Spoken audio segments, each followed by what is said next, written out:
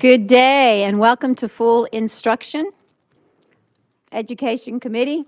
We'd like to get the members in their seats, please. We're waiting on a quorum. I don't know that we can take any action, but I'll tell you what we can do. We're first going to say we welcome you here, and we always start off our committee by saying the Pledge of Allegiance. So would you all join us as we say the Pledge of Allegiance? I pledge allegiance to the flag of the United States of America and to the republic for which it stands, one nation, under God, indivisible, with liberty and justice for all. Ever hear yet? I can't take the roll. I can't do personal orders.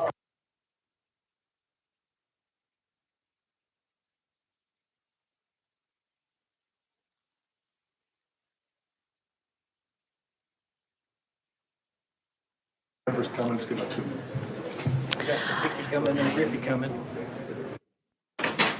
We Shandy Moody's coming.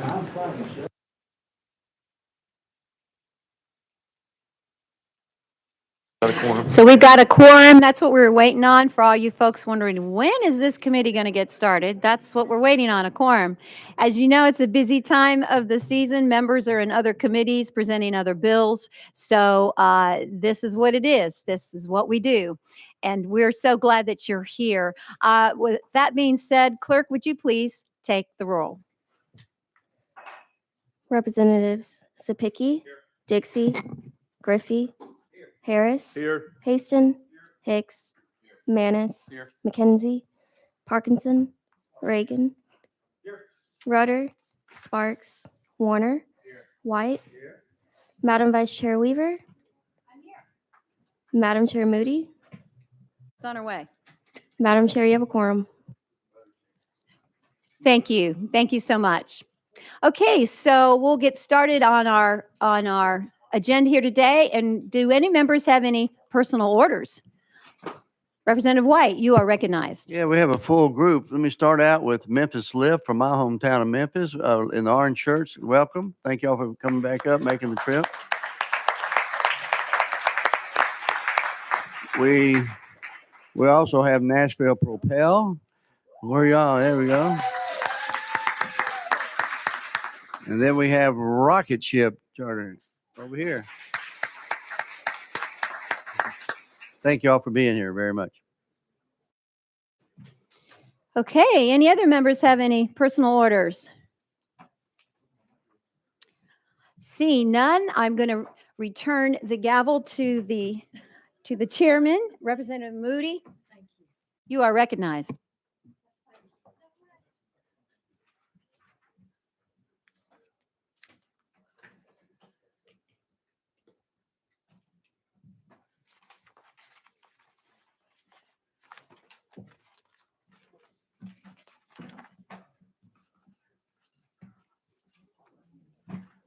Where are all the education bills this year?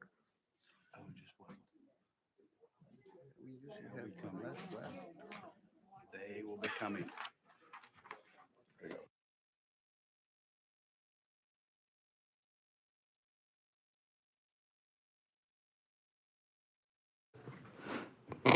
Thank you for your patience.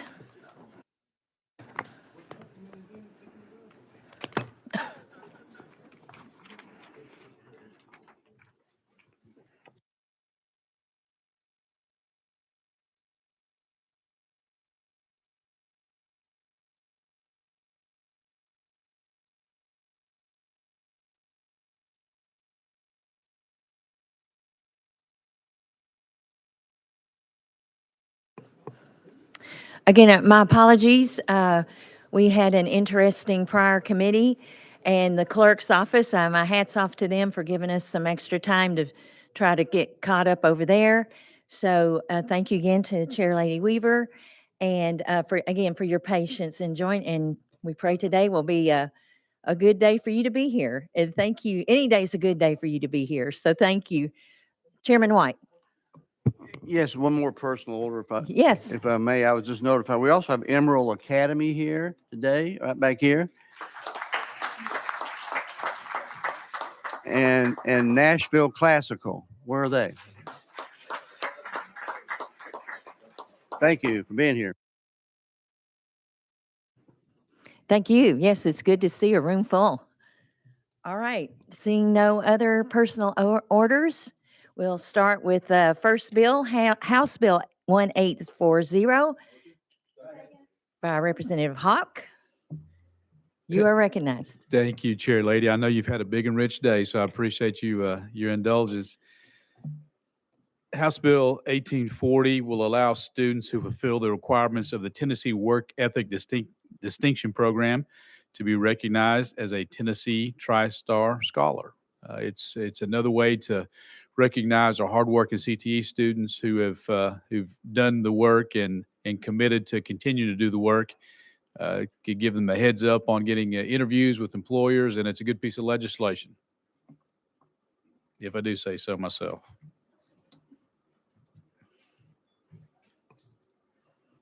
Thank you very much for that explanation. I see, we'll start a list. I see Representative Hicks. You're recognized. Thank you, Madam Chair, and thank you, Chairman Hawk, for bringing this legislation. And thanks for Niswonger Foundation for all the work that they do. I know they was instrumental in this, and we really appreciate it. You know, anything that we do in education is great, but good work ethic is what these folks are doing. They're showing interest, and I think that they need to be rewarded for that. So it's very important moving forward, especially with everything the way that the state and education's going. And I appreciate you bringing this. Thanks. Thank you. You're welcome. Chairman Sapicki, you're next. All right, question's been called. Seeing no objection, all in favor say aye. Any opposed? All right, it moves on to calendar and rules. Thank you, Madam Chair. and Thank committee. you. Thank you so much. Next on our list, the number 2 on our calendar is House Bill 1879 by Chairman Littleton. You got a motion and a second. Thank you, Lady Chairman. This bill says the Office of the Comptroller of the Treasury shall annually conduct a review of the implementation of this part. The Department of Education shall provide any information requested by the Office of the Comptroller of the Treasury to the Comptroller's Office as soon as possible. By November 1st of each year, the Comptroller shall submit a report detailing the findings of the review to the chairs of the Education Committees of the Senate and the House of Representatives and the Board of Education, and publish the report on the Comptroller's website. And this bill is from the list of recommendations to the General Assembly of the ERIC, which is the Education Recovery and Invocation Commission. Thank you, Chair Lady, for that explanation. Any comments, member? Well, I see Sapicki, question's been called. Any objection? Seeing none, all in favor of House Bill 1879, say aye. Any opposed? All right, move on to calendar and rules. Thank you, Chair, Lady, and Committee. Thank you. All right, on House Bill 2116 by Chairman Sapicki, you already have a motion and a second. I do. Madam Chairman, we're working off an amendment that was requested by members of this committee from last week. It's 013881. Thank you. All right, you have a motion on the amendment. Could we have a brief explanation? Absolutely, Madam Chairman. Committee, this was a request of some of the members here that had an issue with a teacher to have the ability to remove the proficiency scores from their evaluation. The original bill in this language denied that. This puts it back in. So a teacher, if they score a level 4 or 5 on their growth and observation, they can invoke the level 4 or 5 exception and exclude the proficiency scores of their student. Basically, it puts it back into frame. It was before the bill. The only differences in the bill is it still remains observation will come down 10% from 50 to 40. Proficiency will go up from 15 to 25. And that is basically in reflection of and I think I'm saying it right, the TISA that's coming out from Governor Lee about having outcomes-based funding for our LEAs to help get better outcomes. It just kind of aligns with that to start to just slowly move Tennessee more towards growth and proficiency. And that's what the amendment does. It puts the exception back in there, ma'am. Thank you for that explanation. Are there any questions on the amendment? All right. On the amendment. Yeah, wait for the amendment. On the Bill. amendment, Chairman, Representative Dixie, you're recognized. I just want to make sure we're clear. You said it went from 50 to 40, but when I was reading the bill, it looks like it's going from 50 to 60. I just want to make sure we're on the same page. Chairman? The way the bill's written, it's a cumulative issue there. But what the scores were 50 observation, 35 growth, 15% proficiency. It'll be now 40% observation. Growth stays the same at 35. Proficiency will move up 10 to 25. However, the exception for the proficiency, it will be put back into the bill. Thank you. Yes, Representative Sparks. Chairman, let me ask you, sometimes it's hard for me to get my head around a lot of this. But, you know, one of the biggest complaints I get is from teachers, the stress and how much is put on them. Is this offering them a little bit of relief in any way? Chairman? It offers them the exact same relief they have right now. That if, like I said, if a teacher scores a level 4 or 5 on growth and observation, right now they have the ability to discount the proficiency scores of their students. They will continue to have the ability to discount the proficiency scores of their students. Okay. And I'm assuming the department's on board as well? They're neutral, they're fine. Okay. Thank you. Were you on the amendment? Thank you. All right, Representative Parkinson. You're very benevolent today, Madam Chair. I appreciate it. My question, Representative Sapicki, can you, and one more time, I'm sorry, I'm a little slow today, but can you explain the difference between what we're doing now versus what we have now? Yeah, yes, I think I can. Chairman? Yeah, thank you. And I'll go as slow as everybody needs me to go. It's not a problem. So currently, our teachers' evaluation process is made up of 3 parts: observation, growth scores of their students, and proficiency scores of their students. Currently, those percentages broken up in their evaluation are 50% observation, 35% growth, 15% proficiency. Because of TISA, which is the new funding mechanism and outcomes-based funding, we're slowly as wanting to move towards more outcomes for our students. We're going to decrease observation by 10%, which takes it down to 40, leave growth the same at 35, and bump the proficiency scores of our students by 10% to 25 total. That's it. So 40, 35, and 25. Some members had a concern. The original bill took out the exception of proficiency. And so listening to the members of this committee, I put it back in. Okay. So everything that a teacher has available to them right now is available to them in the future. Same thing, same option to remove that. But a teacher that scores better with their kids on proficiency will get a bump in their score. Okay. Get a bump in their score. Thank you, sir. Thank you, ma'am. You are welcome. Any other questions on the amendment? All right, question's been called. Seeing no opposition, all in favor of adding the amendment, please say aye. Aye. Any opposed, say no. All right, the amendment is now added onto your bill. And we have one person on our list that has asked to speak, and that is Jim Rye. And if you'll come forward and you know what we need from you, name, who you're with. Thank you. And we've got 3 minutes for you. Thank you, Madam Chair. As always, appreciated. Jim Rye, Tennessee Education Association. We do appreciate the sponsor listening to our concerns. We believe that options for teachers are critical. We need multiple measures, and anytime you take something away from a teacher, we don't believe that that is best for the teacher or for the students. The bill as it is now moves from observation from 50% to 40%. Our organization is a strong believer in observation. This is where we improve teaching practice.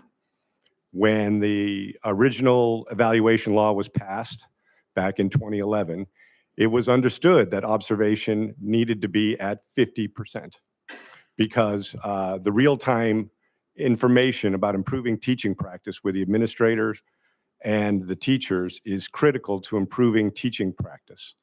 We believe strongly that we should not back away from the observation models that we have, and that they should remain at 50%.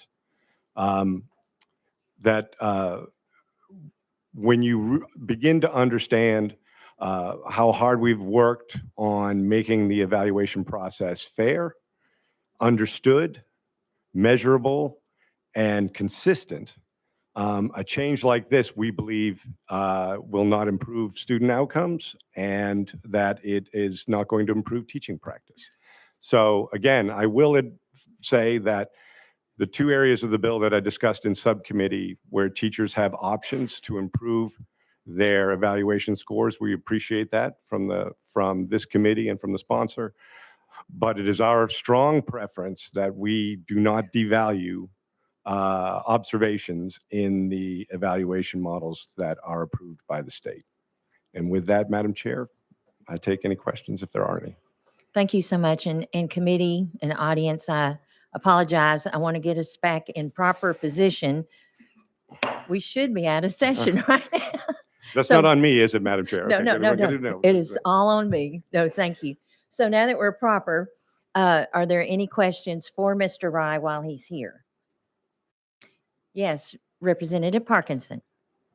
Thank you, Madam. Thank you, Madam Chair. And Mr. Rye, what do you suggest that those ratios should be, or those numbers should be? Well, again, we're discussing increasing the 15% that teachers can choose from a list of outcomes of student outcomes, right? It's not just proficiency, but there are many different things of demonstrable data that teachers can choose from for that 15%. And increasing that to 25% is what the bill is doing, but we look at it as a devaluation of the observations. And we're strong believers in observation. That if I go back and I look at when this original bill passed, to Race to the Top, many of you were here for that. One of the concerns that was expressed and that we agreed with is having a consistent process where administrators are working with their teachers and observing their teachers to demonstrate teaching practice. As you can imagine, classroom management is a critical skill for student learning. And to be able to observe classroom management with the pre-meeting and then the post-meeting in an observation has been, I think, an important part of improving teaching practice. To lessen that doesn't really make any sense to us. Okay. Thank you, sir. Thank you, ma'am. Yes. Any other questions for Mr. Rye? All right, you did, wait. Yes, Representative Griffey. Thank you. I figure I might as well chirp up now, whatever. Let me ask you, do the observational components are best practices of sort of our teachers who seem to have the best outcomes and most success and performance of their students? Are there some core characteristics that seem to carry over among the sort of the best teaching and teaching practices, and are those shared with throughout the system? Just a general knowledge information question. Thank you. Mr. Rye. Yes, thank you for the question. I appreciate it. Yes, there is, or again, we'll just use the idea of classroom management, right? Classroom management looks very different if you're in kindergarten or you're in 4th grade or you're in 7th grade. It just does. So the observation to be able to improve classroom management, how we have students in teams, what is the rotation of that, the direct contact of teachers with one-on-one or small group learning, understanding those and getting that feedback that you get through the observation to improve those practices, I think has been a tremendous boon for the teaching practice and for the learning of our students. And so it's been the reason why when the Race to the Top was first passed back in 2010 was the idea that having that constant observation, many periods over the year, is a proper and important way of improving teaching practice. It also, if practice is being successful, you can then have teachers work with each other, right? If you see some issues that need to be improved, that is where it happens in the observation, especially often in those post-observation meetings that are mandated in the law and in the policy. So again, I appreciate what the sponsor is talking to us about the other measures that teachers can choose from and increasing that. But there was a reason why we landed on 50%, because that professional interaction between administrators, evaluators, and the teachers, I think, are an important part of making our schools the best they can be. Thank you. Next on the list, we have Representative Rudder. And then I see you. Thank you for being with us today. I have a question about, now who is observing these classrooms? Who is the person? Is it the principal of the school, the director of the school? Is it the principal? It can vary Uh-huh. depending on the school system and the school, but usually it is an administrator, yes. An administrator. That's correct. Okay. And how often do they go into a classroom to hold these observations? Observations can vary too, but 4 times a year is what the models call for. 4 times a year. Now, also, those observations can increase if it's deemed necessary in an evaluation. If a teacher gets a lower evaluation score, that those observations increase because you want to work with those teachers to improve their teaching practice. Okay. So the principal of the schools are the ones that is documenting what they see in the classroom. That's correct. Principal or assistant principal or whoever's been designated to be the evaluator. Okay. Now we're reducing in this piece of legislation that by 10%. That is correct. So we're saying 40%, but we're weighing proficiency a little bit more. Tell me why that you think that is not a good idea, because in my mind, proficiency is actually if the student is on grade level, do they understand the material? It's more about what they know. So wouldn't that be more important than an observation from an administrator, and especially when we're only reducing that by 10%? Why don't we put more value on what the student is actually, moving from 3rd grade to 4th grade and being proficient at a 3rd grade level would seem to be very important to me. So in my opinion, that should have a little bit more weight. So your opinion, please. Thank you for the question, Chairman Rudder. I do appreciate that. To be clear, that the 15% that teachers can choose right now is not just proficiency. There are many valid ways of teachers can choose that 15%. For example, if I'm a teacher in an untested subject, let's say I'm a music teacher at a high school, right? And we don't have an EOC for music, right? That teacher on that 15% can choose from a variety of things of student outcomes, for example, a graduation rate in the school. If the graduation rate is strong, the teacher can choose on that. Proficiency is not for every teacher, because not every teacher teaches in a tested subject. And even those that are tested in a tested subject, which is that 35% of the TVES score, the growth score, there are other measures that we can look at that teachers can choose from as the outcomes, not just proficiency. And so it can be proficiency, and that is an option for a teacher to choose, but it's not the only option. So I want to be clear on that 15%. There are many options for those teachers. And the reason why we've always been interested in options is multiple measures. And to be able to choose those multiple measures is a good way to measure not only student progress, but also how a teacher is performing. And we're always interested in looking at as many ways to evaluate the teacher and their good teaching practice. But I really do appreciate the question. Thank you, Madam Chair. Thank you. All right, next on the list is Chair Lady Weaver. Thank you, Chairman. And thank you, Mr. Rye, for being here. And to my colleague's point, so the bill, if I understand the bill, students if they're performing better in proficiency, which is what they know, which is content of what they've been taught, if they are growing in that, then the teacher gets a bump in her evaluation. Why is that a bad thing? Because proficiency is what we want our children to know. We want them to know the content of the material. And that's what this bill alludes to. So it rewards the teacher as well, because they get evaluated up at a higher evaluation. And then my second comment I just want to make is, does actually changing from 50% to 40% change any teaching instructional improvements? It really doesn't, I don't think, at all. Would you address that? Sure. Thank you. It's a great question, Chair Lady Weaver. So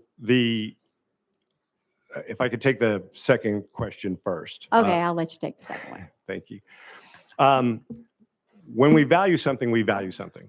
How we place it, for example, when I am setting up a test for my class, I am interested in focusing on the things I taught my students and let them know these are the critical areas in which you will be tested, and my students know to focus on those areas, right? How we place a percentage in the evaluation is from this body is a direct indication of how we value things. And again, our position has always been evaluation is critical. The first part of your question about proficiency, again, many teachers don't have a proficiency score. They're looking at other measures that they can choose from. There's a list of approved items that they can choose from. But one other aspect of proficiency is that also it is somewhat of a moving target. Proficiency, when we talk about are you on track or are you mastered in, let's say, the state test, that how could I explain it as quickly as possible? We all know that some teachers, we have to grade on a curve, right? And when we grade on a curve, usually it is because when I administered a math exam and none of my students got a question that I put on the test, I have to look at the question and say, that's probably at fault, or there's something I did not ask correctly, right? And so any kind of testing system has those issues involved in it. So proficiency is not necessarily a boom, here it is a 80 is a B, 90 plus is an A, and so on. That also has some variability. We keep talking about it as sort of a fixed point in space, but it doesn't necessarily seem so. But again, I appreciate this body looking at what we value and how we improve teaching practice, because when it's all said and done, the goal of any evaluation system is to improve teaching practices, which will then improve student outcomes. And the observation is the means of improving those teaching practices. And that is why we have always said that 50%, saying it is half how you are dealing with your administrator, how you're dealing with those evaluators, is really important. And if we lessen that, our concern is that, well, we're telling people it's not as important. And that is our position on the bill. I will say, again, the two other aspects of the bill that are now taken out were our biggest concern, but we believe that 50% in observation should remain in the evaluation system. You know, Mr. Jim. Yeah. I'm going to agree to disagree with you, because I really believe, first of all, a good teacher wants to know that their kid's getting it. That is a joy every teacher gets when they're teaching a child and the light bulbs go off and they're understanding and they're growing and they're successful and they're doing well. To me, that's the most highest reward a teacher who's there for the right reason will receive. The observation, that's part of the ingredient. But observations, they're there. Still, the teacher is able to do her thing in that classroom, and proof's in the pudding. You've had teachers be observed by folks, and I mean, it's part of the equation, but I don't think, I'm glad that we're doing something different. We're moving in a different area here, and we're really looking at what is best for the child and the proficiency, that knowing that that kid knows that content. You know, we talk about teachers knowing content in teachers licensure bills. We're all, you know, wanting those teachers to know content. Well, we want our children to know that content too and be proficient in it. This bill addresses that. Plus, it also rewards the teacher and the incentive for the teacher to be the best she or he can be too. So we'll just have to agree to disagree, but that's cool. That's what happens in this process. Thank you, Chairman. Madam Chair. So to be clear, there's not one member of my organization that doesn't want to see kids pass, ever. There's nothing more important for a teacher than have a student succeed. It is what we drive every day to accomplish. And that our understanding of how we improve our teaching practice, which then improves student outcomes, is our issue here. I want to be very clear. On the 15% that teachers can choose a variety of things to add to there, it's not just proficiency, there are other measures that they can choose from. These are important ideas, right? These are important aspects of actual student outcomes. And again, to say that we want our kids to know the content, to demonstrate the content, and to become successful citizens, whether that is getting a great job, passing the military exam to go in the military, or going on to college. We all have the same aspirations for every child. It's just in this particular bill, I don't want this to then seem to be somehow we want to lessen student data, because that's not our intent. I am here to say, though, that observations have been a critical part of improving teaching practice, which then improves student outcomes. And if we lessen that, our concern is always that the observations will be less important, and we find, as our professional practice, that is critical. I appreciate your question, Chairman Weaver, I really do. All right. Now, I promise you, this is not directed at the name I'm fixing to call. I just want to remind the committee that we wanted to have some time, no, because there's someone after you too. Anyway, we have asked Superintendent Linda Cash to be here with us later, and the department, and we're running out of time. So to be fair, don't leave yet, because Representative Parkinson, you are next on the list. And I'll be brief, Chair Lady. Thank you. I think I get this now. So there's not a, if I'm not mistaken, and maybe I'm wrong, you're not up here advocating for less proficiency, so to speak, as much as for in the evaluation, as much as you're advocating for, you know, to have more observation, because observation, I see it as, is the investment in the teacher to get the teacher to having you know, the proper output to get the higher level of proficiency. Did I say that incorrectly? To phrase, we believe in observation, and that 50% is the right amount in to determine a level of effectiveness for a teacher. That's Right. it. Okay. And when it comes to proficiency, I think this is something that may have be getting lost on us. All of these students are not coming in as cookie cutter students at the same level of proficiency when they come in. So that proficiency evaluation portion, you know, is encompassing all of the students, and all of the students are different. Am I correct? In their levels and where they are when they get to that teacher. Right. Just to be clear, sorry, there are thousands and thousands and thousands of teachers that do not teach in a tested subject, right? I mean, we can go through the laundry list. They don't have any EOCs, or they're in a grade that that doesn't generate a TVAS score. And these teachers choose, out of the 15%, many different things. That 15% moving to 25 in this bill is not only proficiency. There are a variety of other things that teachers can and often do choose. They may choose what their level, the amount of students that scored on track or mastered in in that 15%. But I want to be clear for everybody in this committee that observation is an essential part of our professional makeup. And to improve student outcomes, we believe it should stay at 50%. I appreciate all the questions, and I need to get going out of this. So appreciate it. Thank you, Madam Chair. Thank you. We have one more person that's wants to be on the list. Oh, I'm sorry. Well, Yeah. Thank you. Thank Representative you. Dixie, thank you. Thank you, committee. Appreciate you. Thank you, Mr. Jim Rye. Thank you. We are back in session.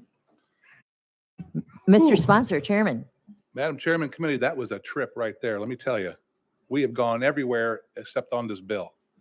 Let me make a couple things very clear here from the beginning. There were some members in this subcommittee that I serve on that asked for this change. Nobody out here asked me for this change. Not one person. The respect I have for you of what you wished for, I acquiesce to, first of all. Second of all, this 50%, 35%, 15%, what these numbers are, the amount of time that a principal spends observing a teacher is not changing. None of it. It's all the same. It's just the scoring part of it. And here's what's something to consider. The last number I've heard was roughly 90-something% of our teachers in the state of Tennessee are level 4 and 5. This bill is not going to affect that for one main reason. We put the exemption back in. So a teacher that doesn't want to be held accountable for proficiency has the ability, as long as they're a level 4 and 5 in their observation scores and growth. I'll shut up. That's fine. Question has been called and seconded. Seeing no opposition, we will vote on the bill as amended. All in favor say aye. Aye. Any opposed? Bill passes on to calendar and rules. Thank you. All right. Thank you. Thank you, everyone. We did ask last week to hear from our textbook commission chairman, Miss Linda Cash, who is superintendent in Bradley County Schools. And we appreciate you making your way to us today. I know you're very busy and it wasn't a short drive. And I thank you for coming. And so we will turn the microphone over to you, and members, if you have some questions. We also wanted some time with the department, so if you'll keep things succinct, and we'll get to hear from everyone today. So thank you. And please, if you don't mind, re-identifying yourself for us. Is it on now?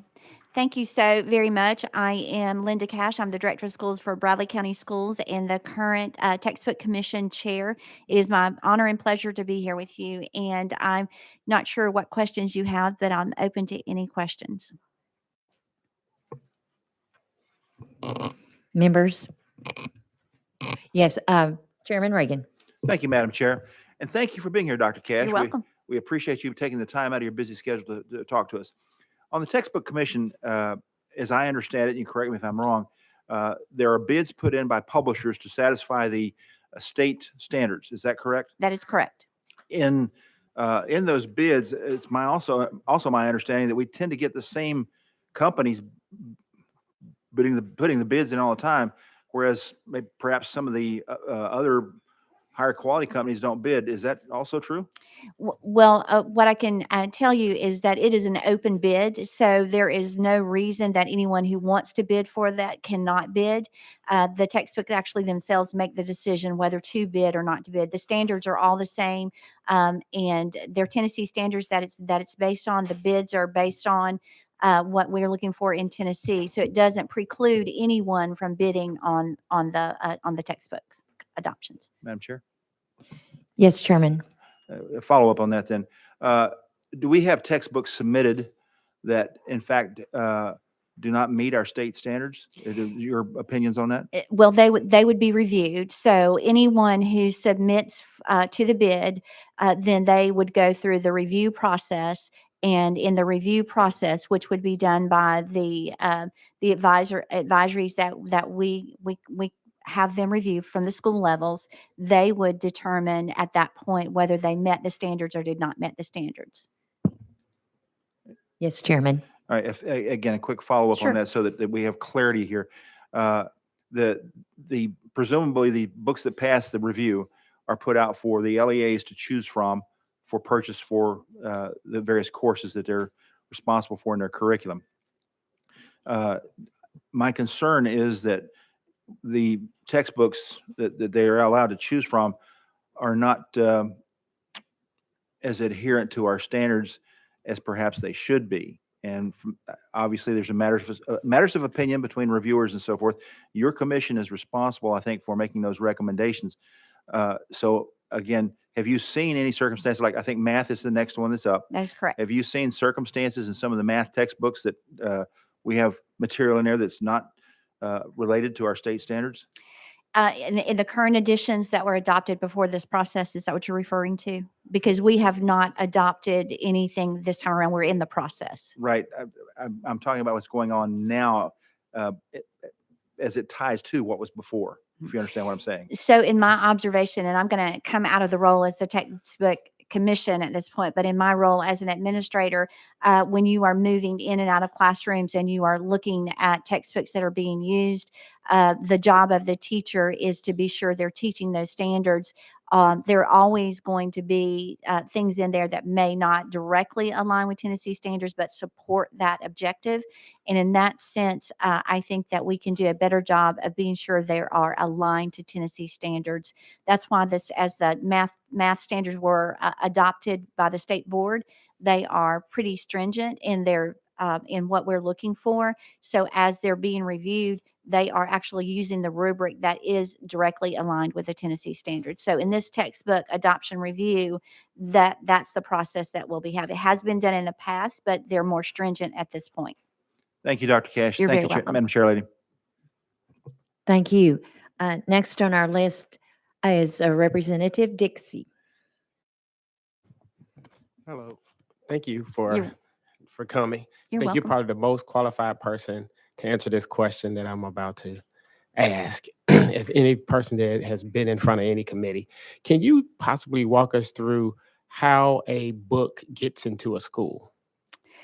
Because I think you look at it from Textbooks. So you're Yes. you're talking textbooks, Yes. correct? Mhm. So in the textbook adoption process, the standards are set by the state board, and then once those standards are set by the state board, you then go through a process with putting those standards out there to be sure they're made to all publishers. Once the publishers know and acknowledge the standards, the next piece that happens is you are going through the process of choosing some advisors that will review those. They're trained to review. The publishers, when they bid, they are bidding on those standards. Once those publishers have been identified, they then go to those advisors that have been trained on where to look for the textbooks, what we're looking for, and they have a direct rubric. Once those have been put out and reviewed, they then will go to the district level.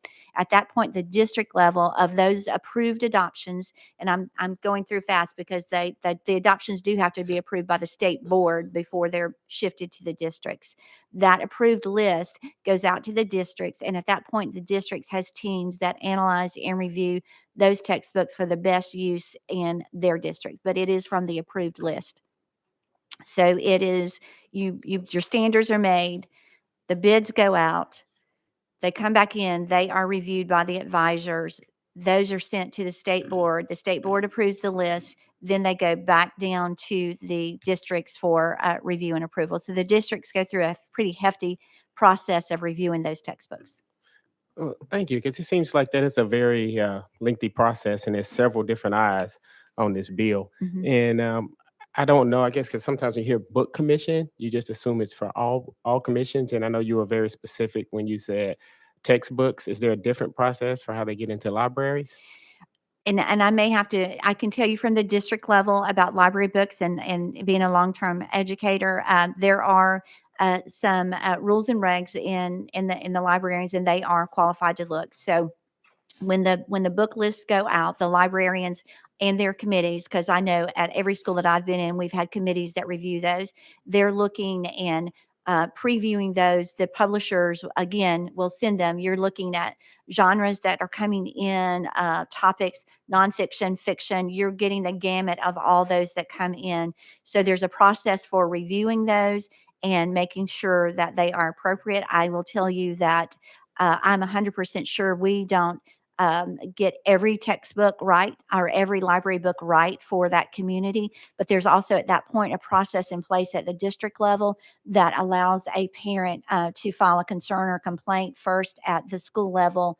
And then if it goes beyond the school level, it would come back to the central office for review in that sense. So there is a review process.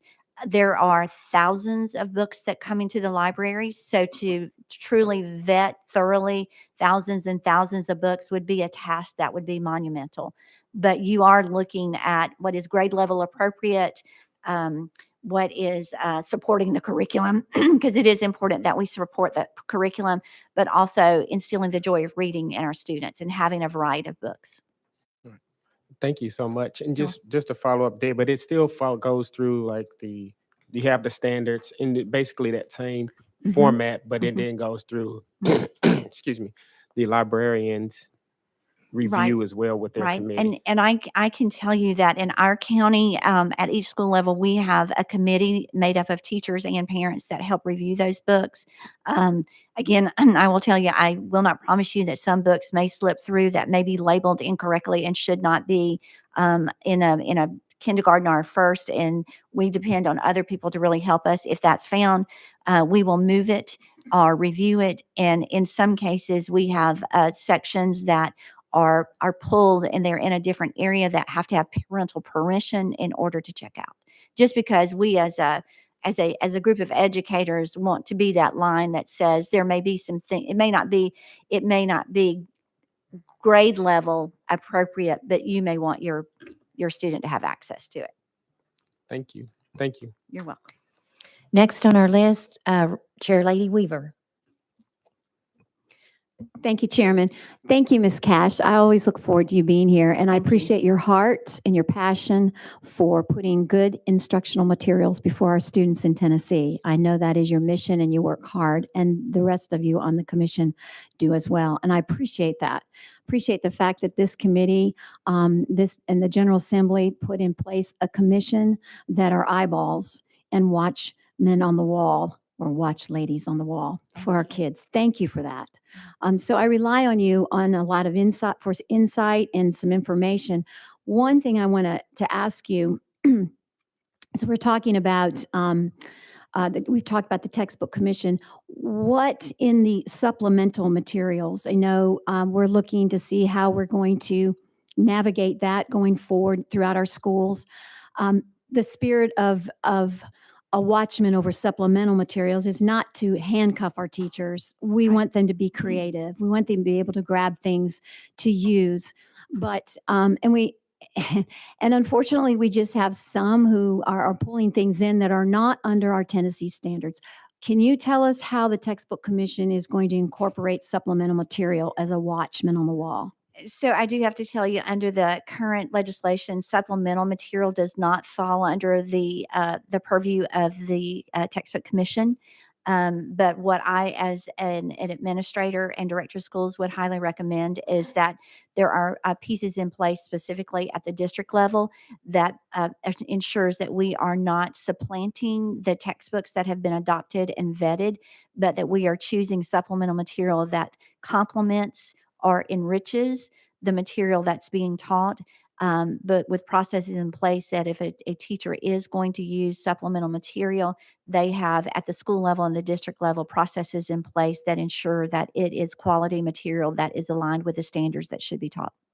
Thank you for that. And that is key, that our locals are more succinct or more focused on that and what's going on in our district. And I know in my district, they have some of those policies in place to do that. So I have one other question, and I don't know, it's might not be in your wheelhouse, but there is going forward going to be, there's been discussion on tutoring and how tutoring is going to start helping kids who are needing it, which rightly so. How is that material chosen in the tutoring part? Well, how do they pick that curriculum or that certain text for kids who are needing tutoring? Could you speak to that? What I can speak as far as the tutoring in that is in place currently, I know that it is. Honestly, I don't have in-depth knowledge of how they're choosing material for that, but it would be from an approved list from the State Department, and I will defer that to the State Department to enrich that a little bit more.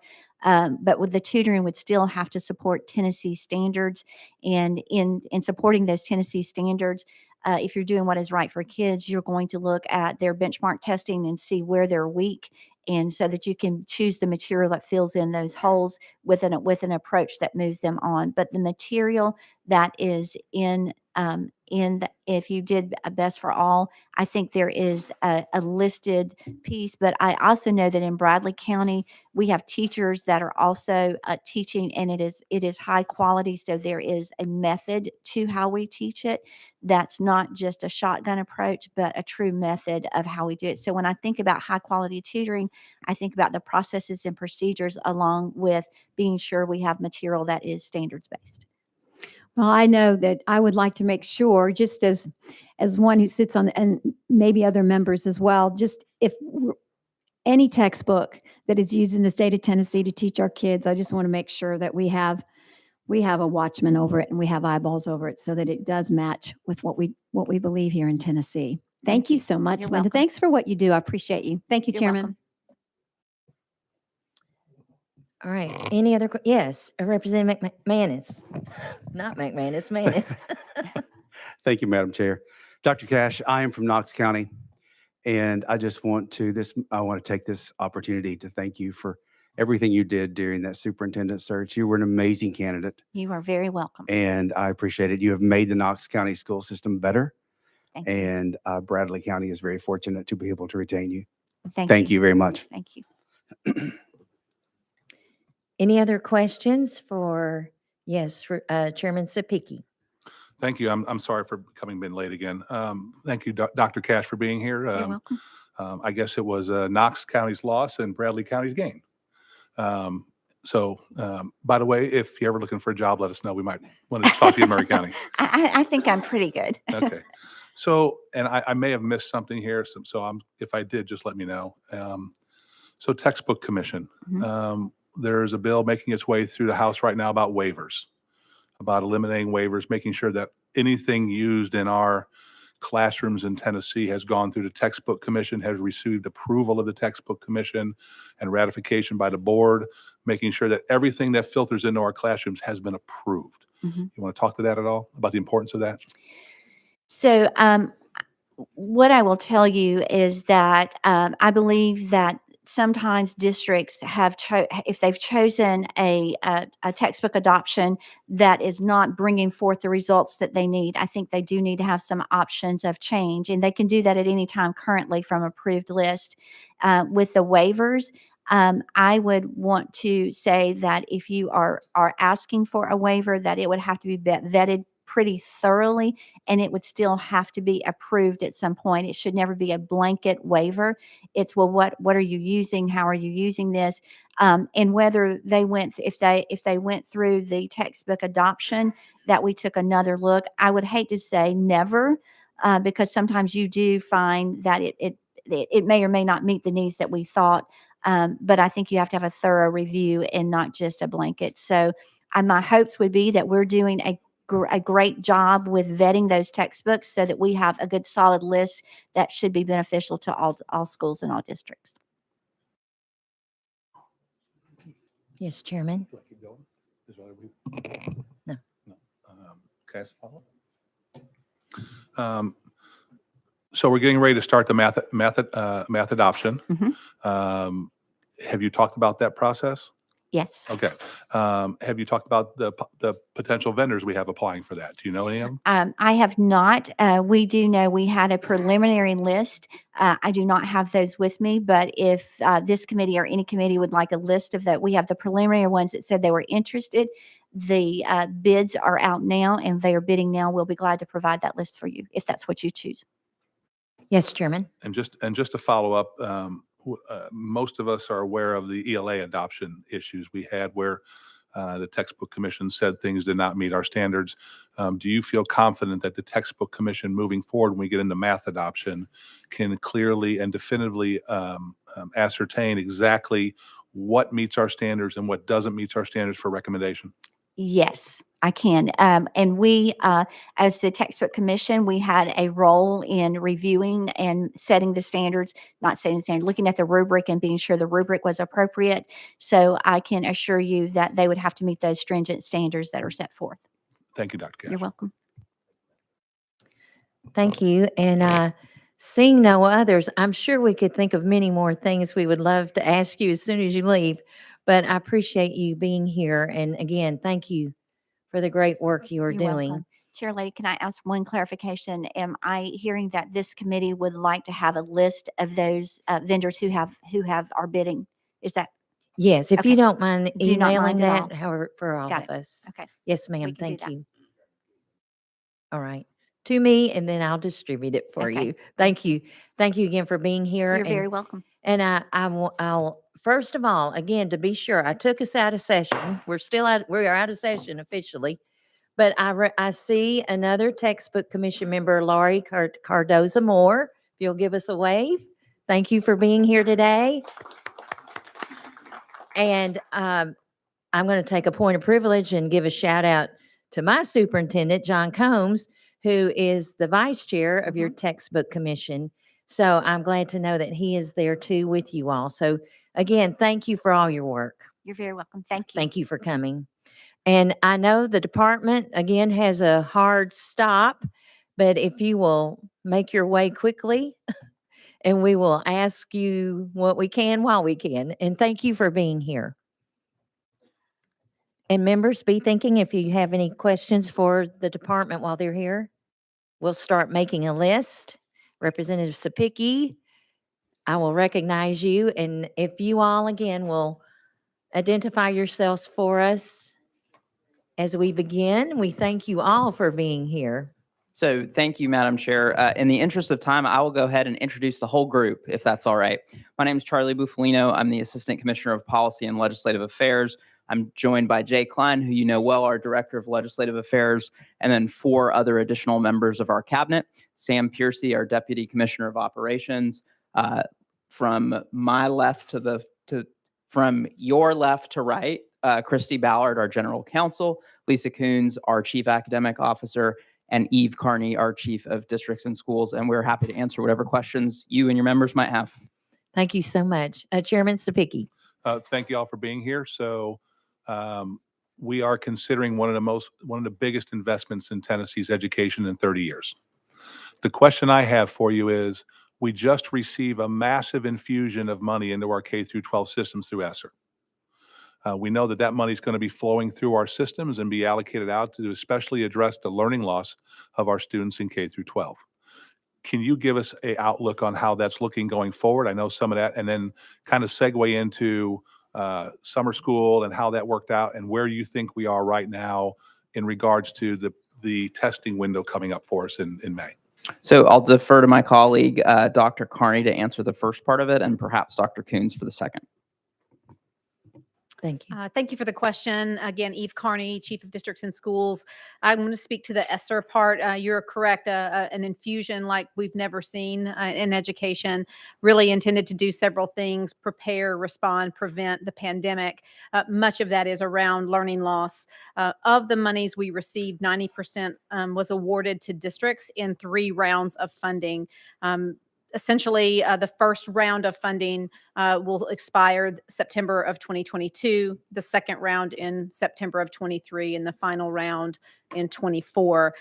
To date, ESSER 1 is 90% expended by districts, and that is the first infusion of funds. And they were ideally at that point working on safety, remote instruction, things of that nature.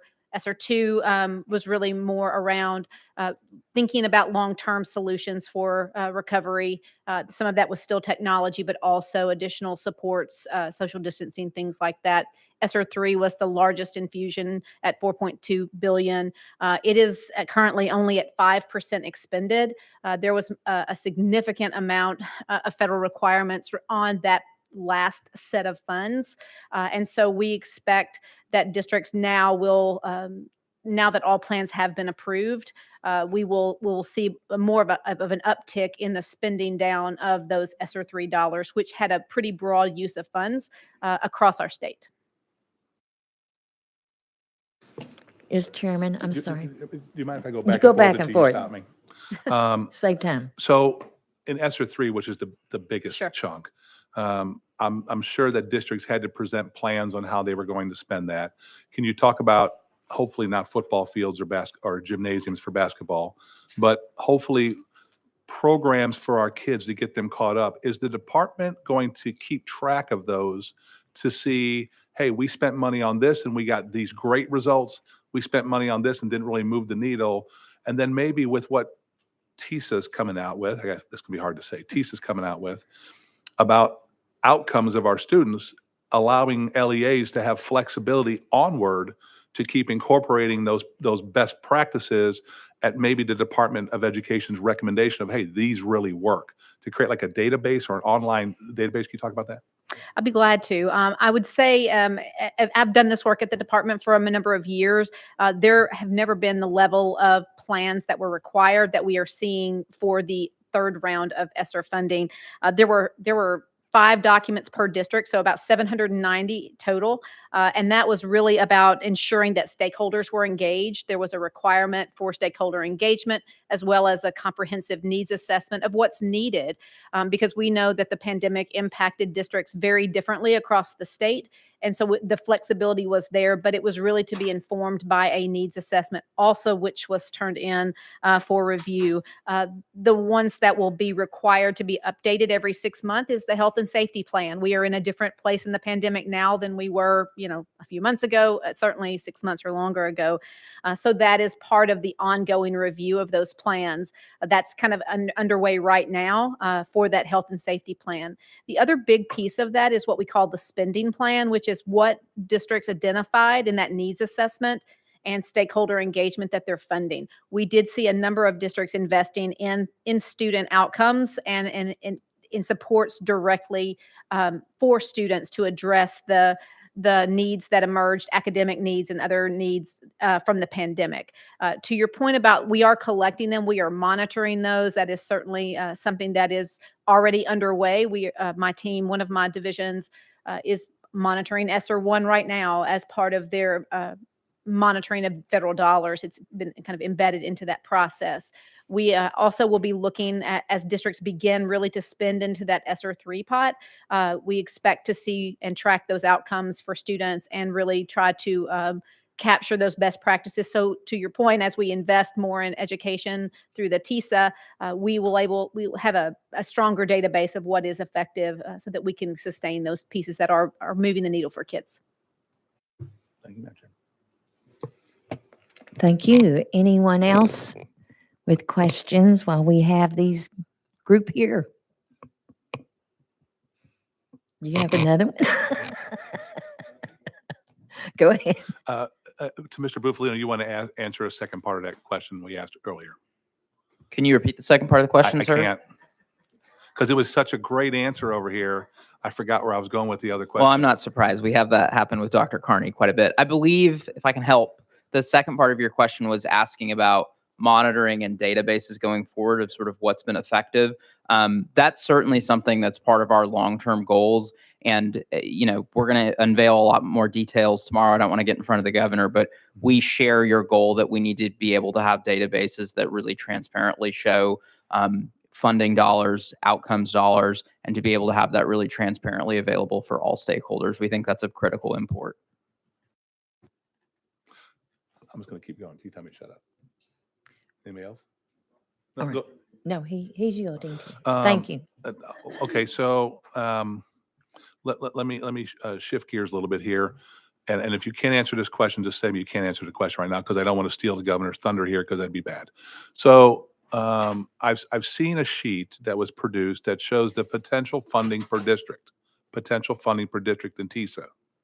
And there's a potential of because of that's increasing for every county and LEA across the state, there may be extra money at the local level that now is not allocated because it's made up by the state's funding. And I might be going somewhere where you probably can't talk about it. Am I headed that way? I am. Okay, so I'll withdraw that question. Is there any problem at the department on implementation and enforcement of the law? No, sir. Okay, that's all I need to know that.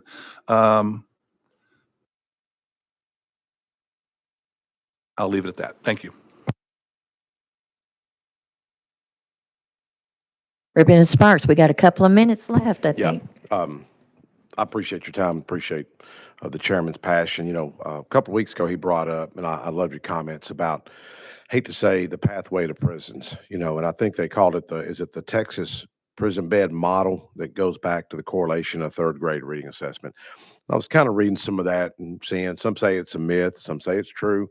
But when you have kids that fall through the cracks, what we have all this money that's coming in, and I'm seeing more problems with mental health. I mean, I was meeting with a lot of firefighters today talking about trauma, and it's real. I mean, suicide rate among firefighters is they're more likely to commit suicide than they are to be killed on the job. It's pretty astounding if you go back and study the issue.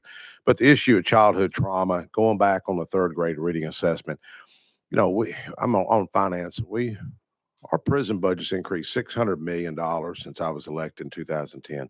$600 million. I mean, that's astronomical. It just doesn't seem like anyone's really going after those that are kind of lost. I often say there's no lobbyists advocating for those things. And I know the chairman is passionate about those areas, and I appreciate him bringing it up because not many people bring it up. But what are we doing as a state to address those third graders or those second graders or those fourth graders that just are falling through the cracks? Because I know teachers they've got their hands full. I mean, there's a breakdown with families, lack of fathers in the homes. I mean, there's so many socioeconomic issues out there, and y'all deal with it. And the limited time I have up here, I want to be able to hopefully impact this, just like the chairman and others do. But if you had a silver bullet, what would it be that we could do? And I know there's not really a silver, but what could we do? So I'm going to defer address to, that? thank you for the question. Thank you very much for the question. I'm going to defer to my colleague, Dr. Coons, but I will say that both the department and the governor's office share your passion, your concern in that area. It's of utmost importance to Governor Lee and Commissioner Schwinn. Perhaps Dr. Coon can share some stuff that's going on now. Sure. I'm happy to speak about academic interventions. So one of the things that you passed in the Tennessee Literacy Success Act was the universal reading screener that we collect 3 times a year. That is more to ensure children don't fall through the cracks than to catch them up, because it tracks more closely how they're progressing with their reading processes. So it helps us understand if a student is hearing sounds, if they're making sounds to words, if they're learning to read. So we have those early warning systems inside that universal reading screener to help us understand how our children are developing. And it's really just a dipstick check to see how reading is going. So it's important for us to understand much earlier, and you provided us that opportunity through the Tennessee Literacy Success Act to better understand how our children are learning to read much earlier. So it helps us put those preventative measures in earlier. We have several different interventions that we're focusing on. We have the RTI squared model, which helps us understand whether children need academic interventions, more significant interventions, or if they need a special education or an IEP. That helps us understand that support process and puts that intervention in place. But given the pandemic, given where we are, we need additional interventions for students because they did have that that disruptive opportunity. So we have the opportunity to do summer programming based on the legislature. That was a wonderful opportunity. We really had the opportunity to visit quite a few summer programs last year and heard how much that helped our students in those small groups gain confidence, have more time with the curriculum, get a better understanding, catch up before they start the next school year. So that is a new intervention that we've put in place based on the legislation that you passed, and we are seeing a great deal of impact for that to help. The additional part is the Tennessee All-Core. The Tennessee All-Core grants that are part of our ESSER allocation allow our students to have 1-to-3 ratio student tutoring. And based on research, that's kind of not the silver bullet so much, but the sweet spot of where we're seeing a great deal of acceleration. And we have districts across the state who have opted into that Tennessee All-Core high dosage, low ratio tutoring. In that high dosage, low ratio tutoring, which means I'm getting at least 2 30-minute sessions a week, in a 1-to-3 ratio, we are seeing some significant promising practices. I was in Cocke County, Carter County, and Lenoir City this past week, watching our tutors really work with our students. And that 1-to-3 ratio really has that individualized time, that ability to really focus on that student and support that student with literacy and math gaps that they have. So very impressive things are happening and have been happening, but much more significant since the extraordinary session last year, both with the tutoring and the summer programming and the opportunity really to understand what's happening in early grades literacy and understand where our students need more support. Yes, Chairman. Briefly to piggyback off that, I sat in a presentation with Representative Sparks for about 45 minutes yesterday on how we get the prisoners reacclimated into society and on and on. And it's daunting task work. And the solution to that is, and it's a lot cheaper, is to get them on the front end. Get these kids, the literacy stuff we're doing, the summer school stuff we're doing, the retention, it's all part of a plan to make sure that when they graduate high school, the world is open to them through opportunity instead of the prison cells in Tennessee. And I think if we can focus on that as a committee of making sure that our kids, through your help, making sure that our children in our K through 12 system are prepared for life to make good decisions, hopefully one day we'll be closing prisons. So thanks for all you do. Well, amen. I know we're up. Thank you. I think we went over a couple of minutes, but I thank you. Thank you, I Madam think Chair. we would have and kept members. on with questions, but thank you for the work you're doing. And thank you for joining us in a hurried session here today. Um, we're pleased to hear from you always. So thank you. I'll gavel us back in session so that now I can say we are out of time and we are out. May I tell you something real quick? Dr. Cash sent me a text saying that bid list will not be available till March the 7th.